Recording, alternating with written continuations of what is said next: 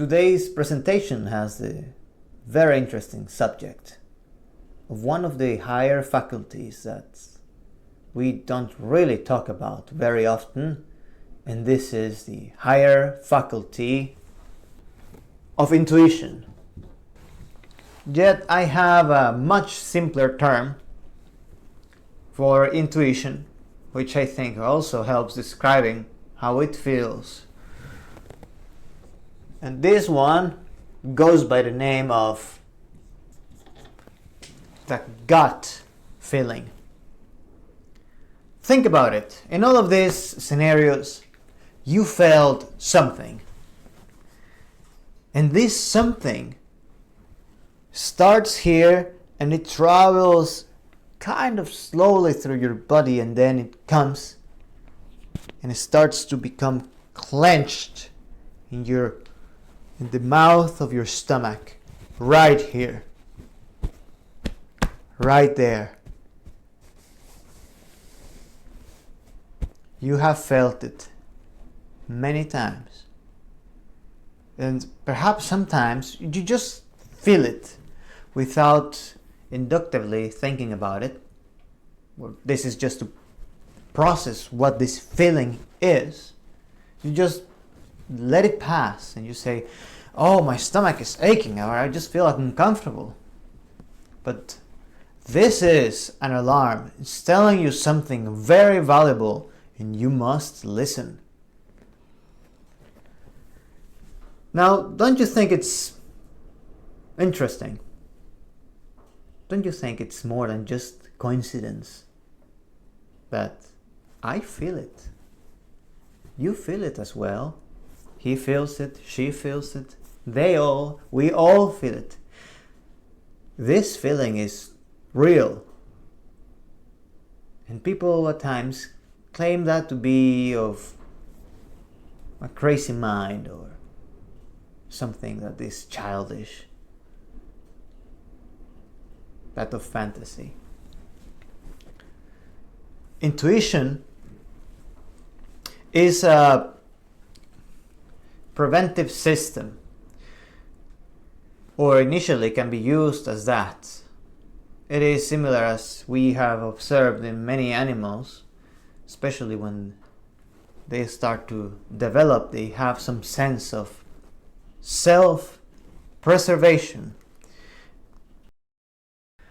And we have a positive feeling and a negative feeling, which also can be used in specific purposes. You feel love at first sight and you feel this wonderful lightness in your stomach and you feel very energized, and it goes up into your heart and your heart becomes charged with energy and you feel like the most confident person in the world. And when you feel something bad, you feel like everything is concentrating here and your body is truly screaming for you to just get the hell out of there. Now, before I carry on too far with this,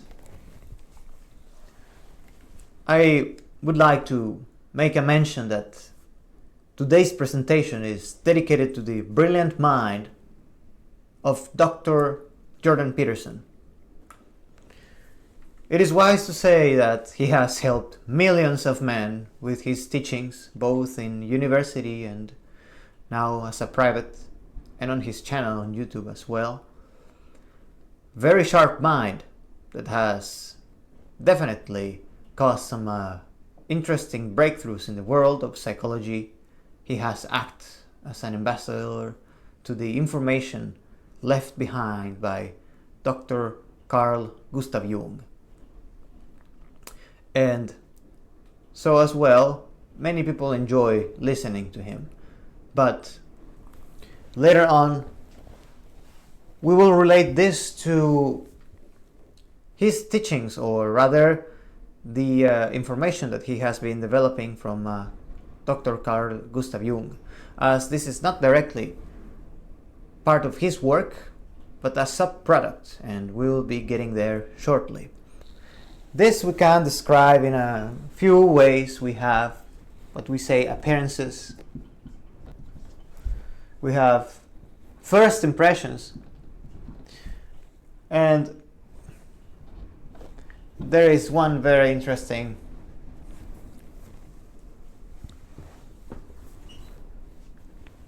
way to put it as well that I'll describe by mentioning how we can use our faculty of intuition. Now, I made a question regarding the relationships, and at times we do feel like there's something wrong about the other person. We feel attracted, perhaps, but the feeling is somewhat negative. It causes confusion. Your gut is telling you, go away, but your mind, or well, rather your other senses, are picking up things that you like. But I will disclose this in more detail, because this really comes down. This is your mind. We have talked about it many times before. And your body. Now your body vibrates, and vibration means just action, which leads to a result. This is coming from your subconscious mind. And the subconscious mind is the software that runs the hardware, we can say. But the place where input comes from is from the conscious mind. This is kind of the command center, where there is the person with high authority and says, this we take, this we don't, and this information is being sent down. It can be positive and negative information. Positive, that's external to you, or negative. And it goes through your conscious mind, through your capacity of inductive thought. This is when you really think about things, and not like life just happens to you. You have a capacity of understanding what an event is and how to react to it. And the constant repetition of information, both positive and negative, into your subconscious mind will develop what's called a paradigm. A paradigm, it's really living in your subconscious mind, and it is the program. This is what indicates how your life works. We all work in patterns, and your conscious mind is feeding your subconscious with a lot of input. And this input is structured in the paradigm, which is flexible. And this paradigm can turn to be both negative or positive. What does that mean?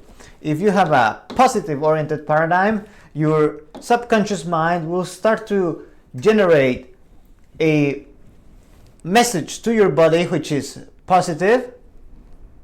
If you're having a positive oriented paradigm, that is, if it's positive, your subconscious will send it to your body, and your body will vibrate or in some way take action. It acts, giving you positive results. And the opposite will be truth. If you have a negative oriented paradigm, your body will then react negatively, or thus giving you negative results. Action is action. This is kinetic energy. This is just doing something. And it's not like what you're doing is wrong. It's coming from your mind. The lack of being able to filter what's good and what's bad. And the thing is that when you see a beautiful woman, your mind is having a lot of confusion, because perhaps she is very beautiful, but there is something wrong with her. She displays a personality that is quite broken. Just to put it shortly, he sees something that looks good. He likes it through his senses. Perhaps he smells her perfume, he hears her voice, He sees her, he feels her, and ideas about what can happen with her also start to appear in the form of noise around. This is pretty much a lot of noise, which is negative, and it's also positive. A lot of positive and good things. But what matters is that your paradigm is recurrent. It repeats itself. It's a pattern. It's seeking something that is comfortable. And what is your paradigm comfortable with? Something that is consistent. Something that repeats itself. So what happens if you have a negative oriented paradigm and you see someone that also happens to share a negative oriented paradigm out of a mental scar because she had trauma in her life and she shared the same problems, same traumas, and all of this quite negative. And there is something that kind of drives you crazy about it, because it wakes up something inside of you which says, if you're a guy, the fake idea of becoming a man and being able to take care of her, for example. Many people follow this. And at some point in life, after many similar mistakes, they finally realize that you have to ignore at times the superficial look of things, and this is to use your senses through inductive thought or through your faculty of reason and say, is this something that's good for me, or is this something that's really not good for me? She looks good and I really like her smell and how she feels or whatever it is, but there's something about her program that is quite not good, and it takes one to know the other. But more often, people don't know how to read themselves. And so this, your subconscious, is nonetheless, in a tragic way, trying to tell you, you have to have self-preservation. We all have a natural inclination to self-preservation. It's deeply rooted in our instinct. We want to survive, we want to live. And this is positive, it's good. It takes care of you. It takes care of you. But how does this act? This will act in the form of pain. Right here. It will send a distress signal that hopefully cuts your signaling from the subconscious mind through your paradigm that's negative. And hopefully it attempts to cut that signal through your body in the form of action. It's telling you, stop, right there, stop it. Don't do it, because that thing is bad. Now, it can be many examples. This is just an easy way to put it. It can be playing with a knife, or running with scissors, or perhaps going out into the mountains alone. There's like something that goes weird down here, and you say, oh yeah, whatever, I'm just gonna ignore it, it's fine. But you feel it right there. You feel it when you see other people that seem dangerous to you.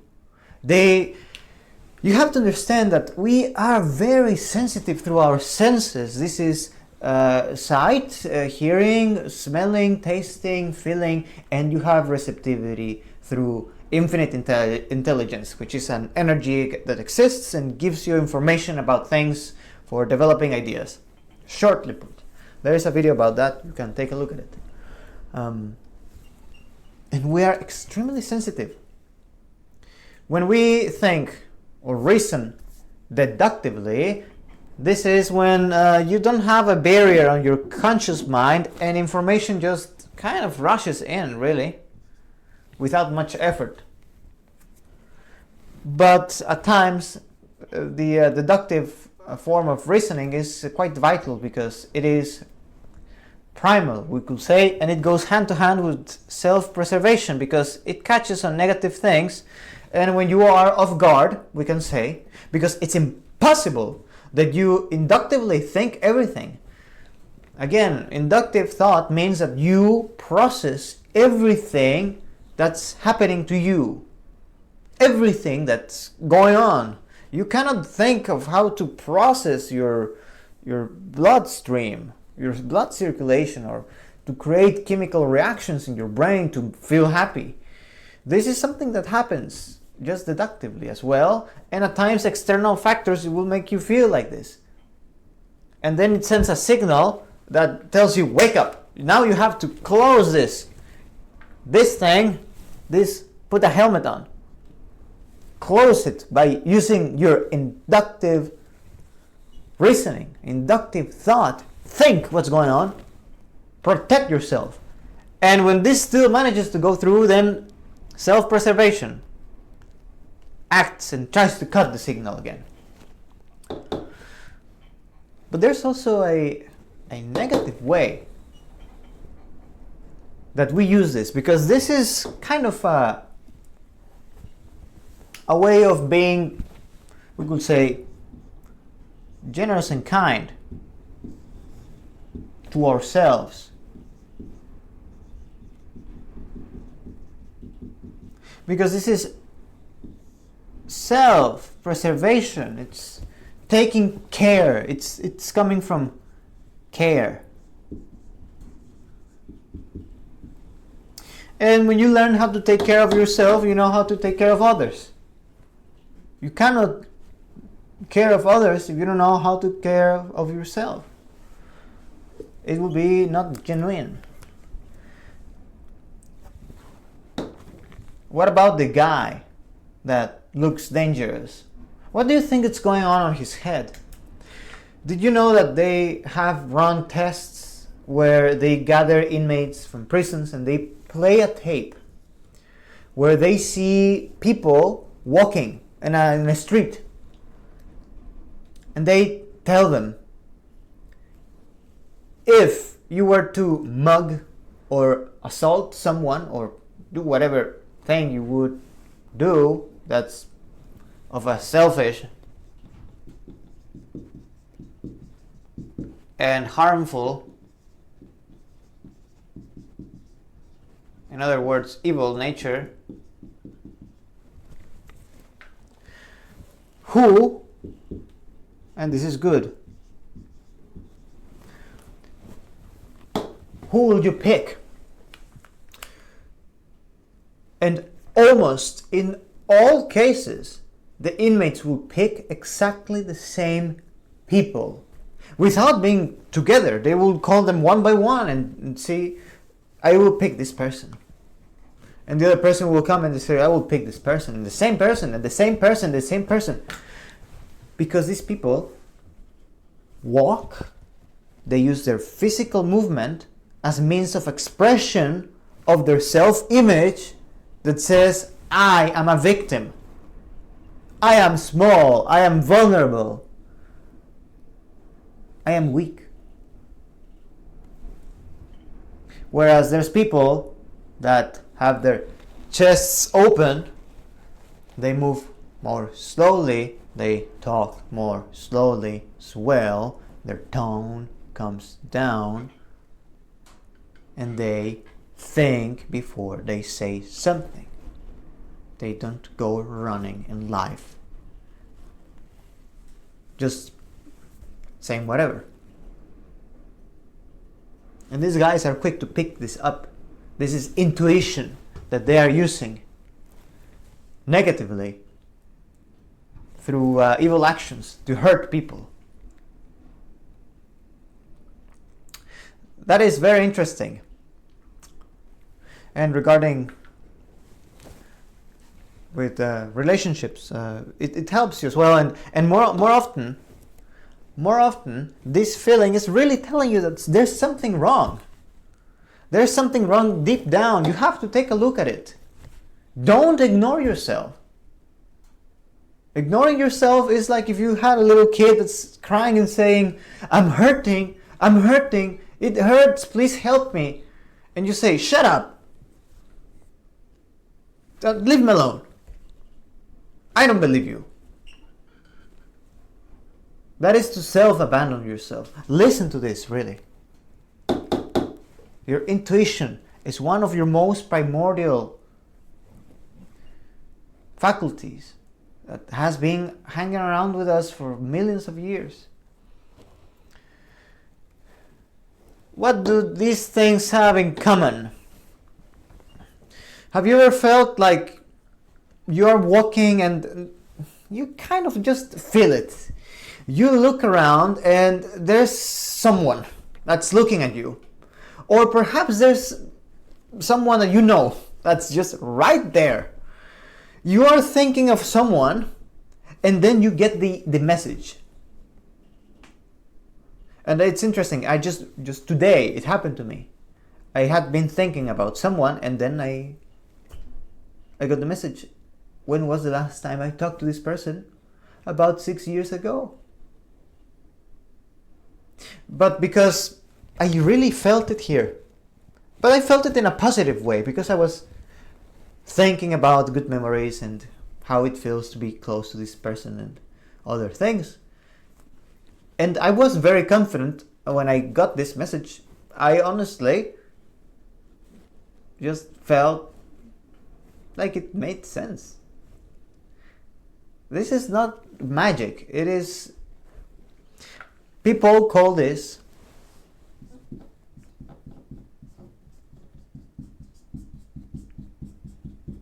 telepathy.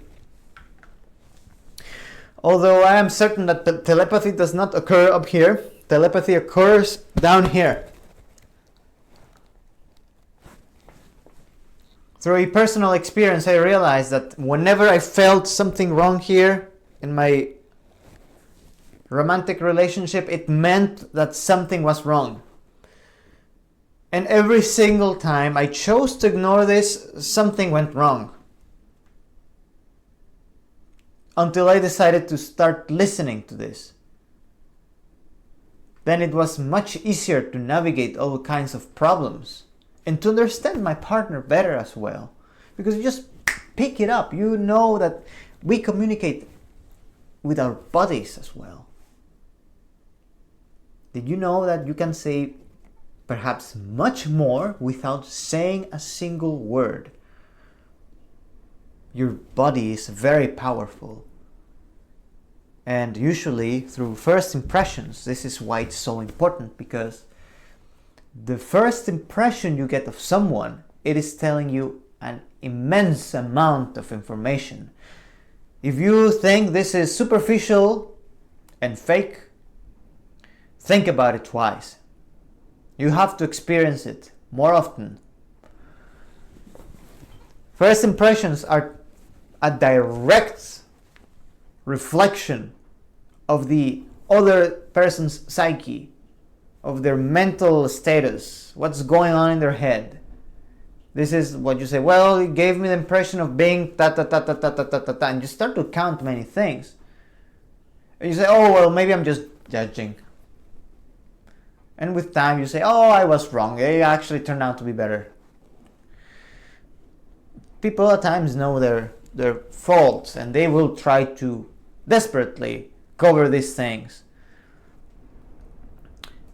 And most of the times it may be through means that are not truly well thought, and it's something that ends up in being a negative paradigm that they end up in recurring and covering their mistakes, and then they do well and they relapse and they repeat and they repeat and they repeat and they repeat and they repeat, because we all live in paradigms.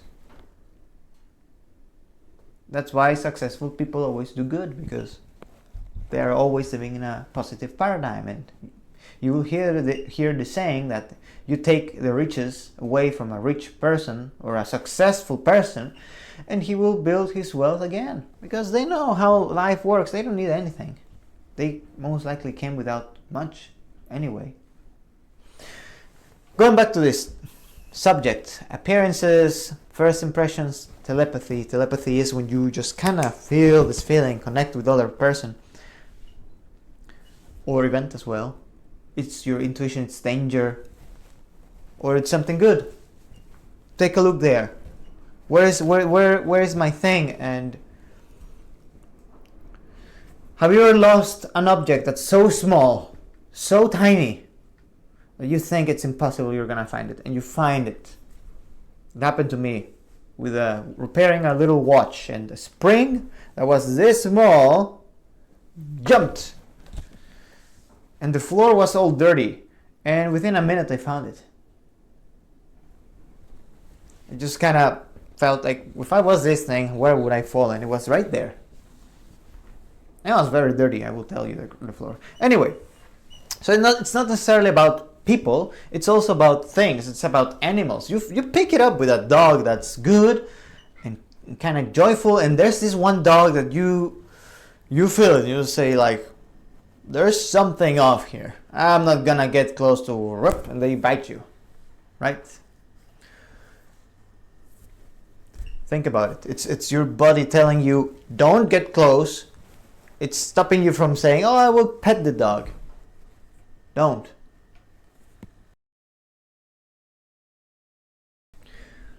Regarding Dr. Jordan Peterson,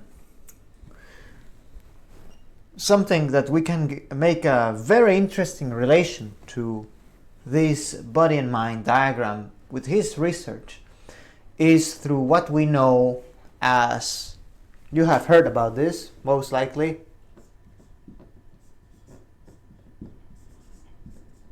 the anima and the animus.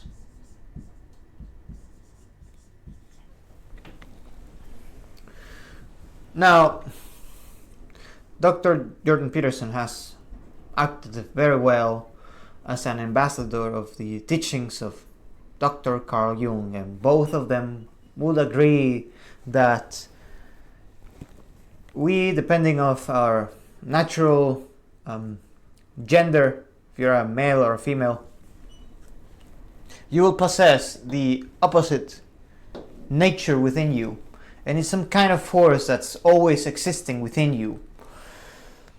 I hold some similar thoughts to this, as this is very interesting. Many people in the past have already acquired a feeling of this, and I will quote Mr. Neville Goddard. He was a writer, a speaker, a mystic that developed many books on self-help in the 20th century. He was one of the very first ones as well on developing this new idea of self-help.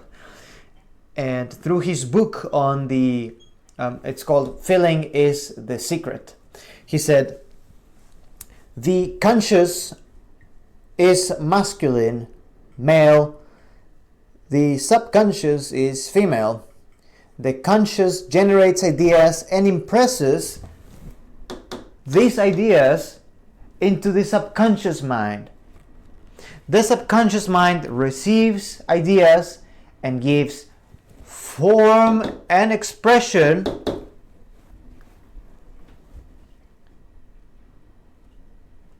to them. That was in 1944 when he wrote that. And it's interesting, I don't think Mr. Goddard was acquainted to this system of the mind and body representation through a diagram here. How can we relate this to this? We're talking about the paradigm here. The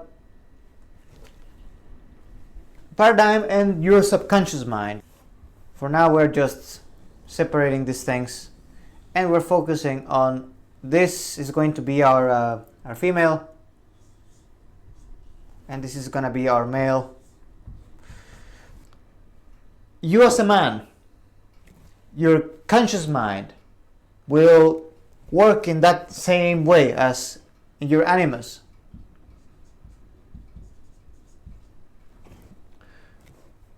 And if you're a female, your conscious mind operates with that of an anima.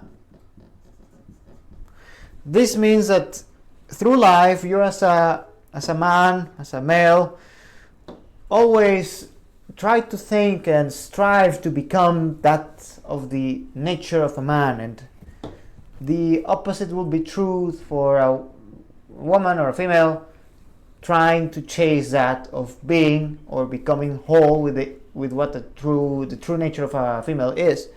But in our subconscious mind, we possess the opposite nature. The way that we connect with others is through our subconscious and our conscious capacity of reasoning.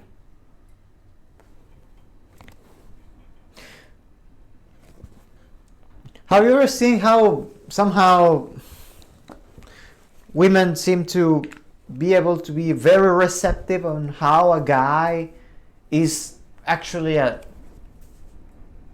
person to chase after, or that's worth of spending time, because they will get a lot of attention, and most of the time they will get a lot of resources from, let's say, many men that want to reproduce or just have some kind of romantic relationship with them. And it's not always the case with males, but nonetheless, from all of the hundreds of people they may hear things from and so on and so forth, there's a few that they have a feeling that reflects what is that of a true man. Because throughout your life, your objective as a man is to try to impress the idea of the animus into your subconscious, and as a female is to try to impress the idea of your anima into your subconscious, where an animus belongs. But these are underdeveloped.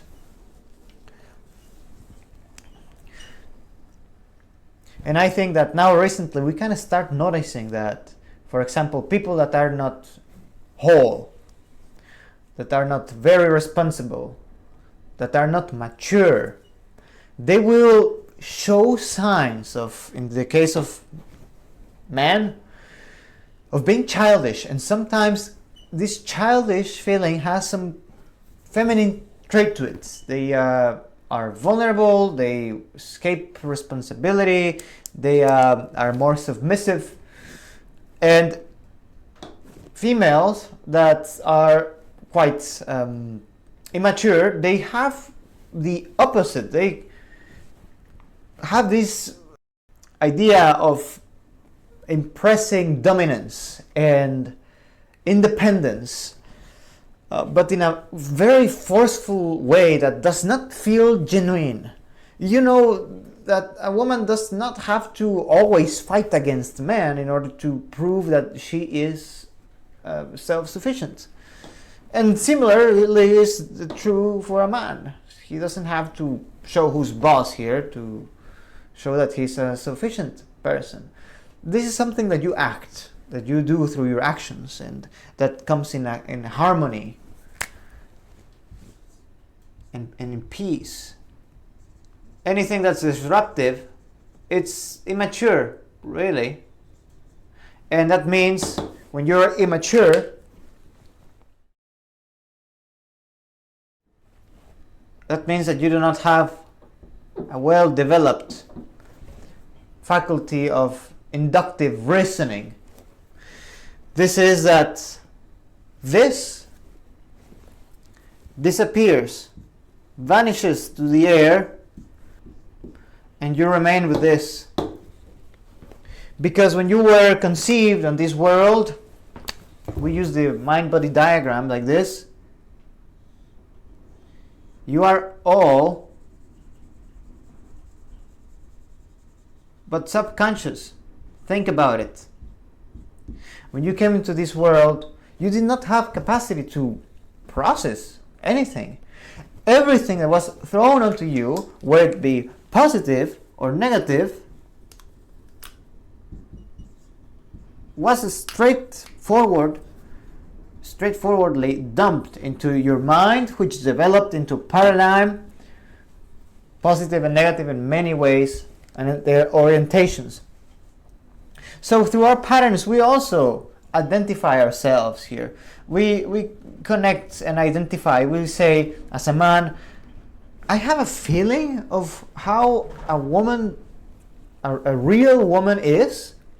Maybe you don't know exactly what it is, but you feel it.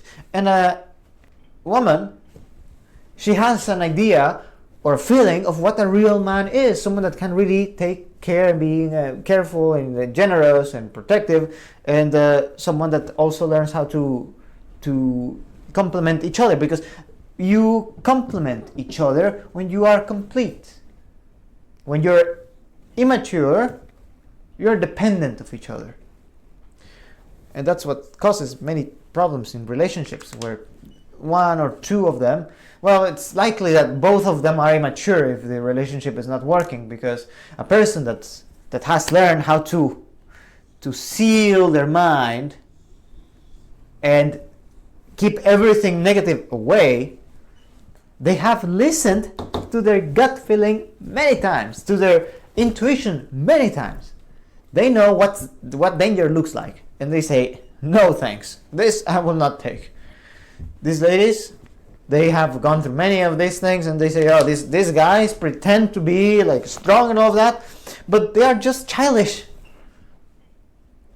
They're just trying to pretend to show something to impress girls, and the girls that are very, very young fall for it. Same goes with women that like to show off perhaps some characteristics of their body or the beauty without having a very well developed capacity of self-sustentation or autonomy, and they portray themselves as needy or like someone that really needs to be taken care of, because they think that that's something that guys like. And that's not really the case. No one likes to carry a bag of potatoes that's not moving all the time. I'm not saying that it's just them. It's definitely ends up being the case. But it's just through our subconscious. This is a process that goes in the background that we connect. And this, Dr. Jordan Peterson, I think he's very good at. He has a good, well-developed intuition. He has talked about it a couple of times. Perhaps not in this format. Perhaps more related to one anima and the animus, but this is mostly discussed in the subconscious, and not really on how consciously we process. You say, consciously, I am reading your subconscious.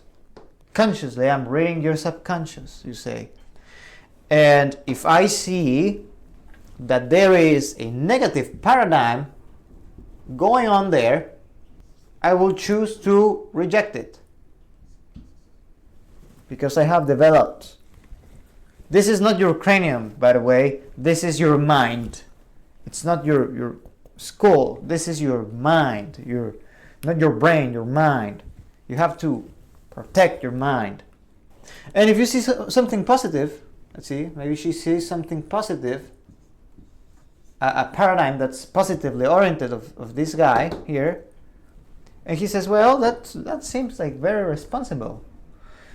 Because how, she asks herself, how would I like to be? And this guy has impressed a good image of also this over here, over there. And so, talking about the orientation of the paradigms, she can also observe how this person behaves. Is this person responsible? Is he really like the idea of a fully realized man she has the same as he acts? It is easy to deceive people by just talking, but your actions will say much more, your results. This is what you should be after. Look at people's results and they will tell you everything about themselves.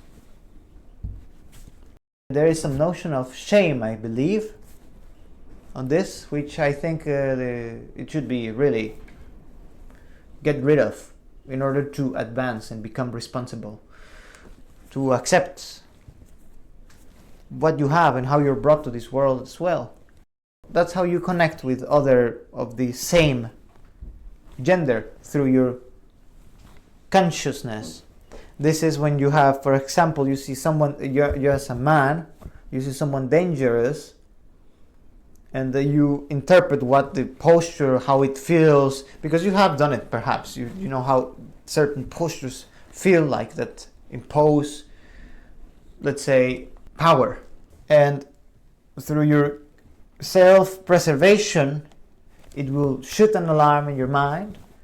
And if you use your inductive reasoning, you may be able to catch it up and say, I should stay away from this person because he's probably looking for something around here.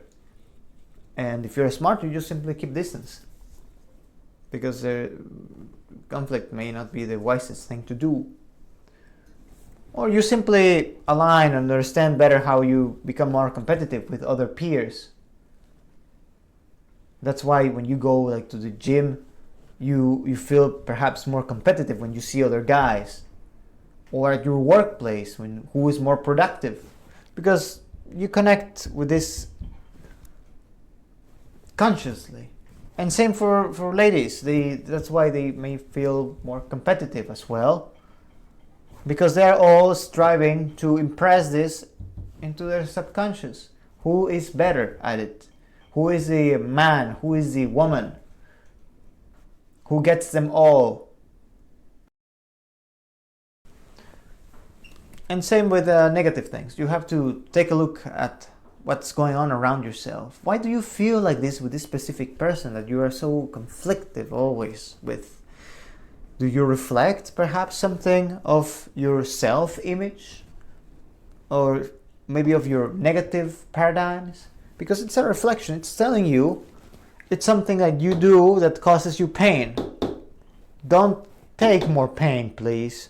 Don't take more poison, please. It's telling you, your body is telling you. It knows very well what you have done many times to yourself. You know it very well as well. Use your capacity of thought, of inductive reasoning, to process the information you see and how you perceive it. And don't ignore this feeling right here.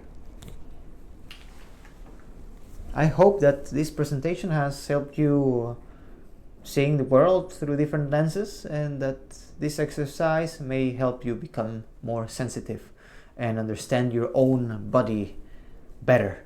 I believe that is a marvelous machine that is not very well understood, and there's many faculties that we can develop, and they will create wonderful things, such as Neville Goddard. He believed that through the use of imagination we could heal and create wonderful things, and manifestation was amongst one of those, but it was intuition where he was mostly interested. And through the teachings of Peterson, we can also learn how to relate with our opposites through our conscious and subconscious. Thank you so much for joining this session, and I hope you all the best. Happy soon New Year, and be on well.